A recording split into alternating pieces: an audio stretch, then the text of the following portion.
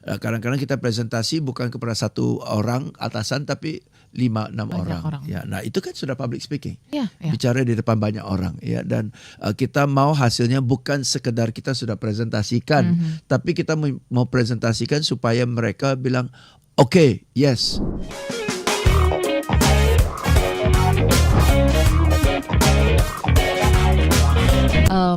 Mungkin kita bahas dulu kenapa sih skill ini gitu ya harus kita miliki sekarang, karena kan sekarang kan ya perubahan tuh sangat cepat, terus Iya. kita juga harus beradaptasi. Kalau melihat situasinya, sepenting apa skill ini harus digali terus, Pak James? Oke. Kalau kita bicara tentang public speaking ya, jangan terkesan saya harus presentasi di depan banyak customer, di depan banyak orang, tapi kan saya bukan orang marketing ya misalnya ya. Ya. Saya kan manajer produksi, saya manajer gudang misalnya, atau saya GM ya. Nah, setiap perusahaan kan pasti ada mungkin budget meeting ya, raker ya, atau mungkin quarterly meeting di mana manajer harus presentasikan hasil rencana kerjanya ya, minta budgetnya dan mungkin presentasi hasil pekerjaannya kepada manajemen ya.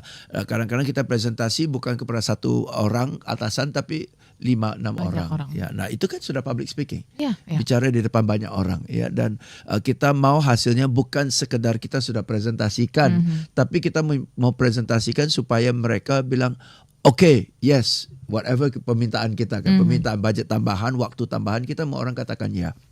Ya, jadi presentasi itu harus minimal meyakinkan. Oke. Ya.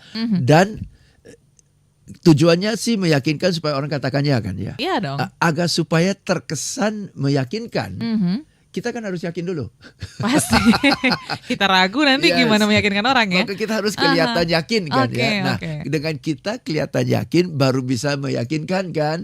Nah, kalau kita presentasinya ragu-ragu, nggak jelas gitu, kan otomatis kurang meyakinkan. Pasti. Right? So that's why you have to be able to speak confidently, ya, so that you can convince. Right? Nah, kalau bahasa Indonesia sama ya, yakin dan meyakinkan. Meyakinkan, Ya. betul. Confident and meyakinkan itu persuade ya. Betul. Convince Betul. kan. Nah, tapi bahasa Inggrisnya beda ya.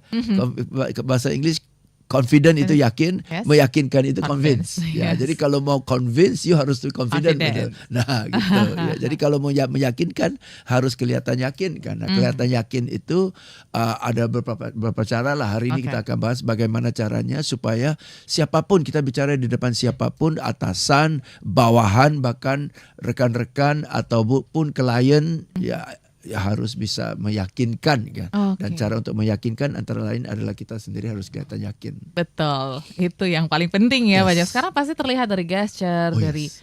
kata-kata gitu ya.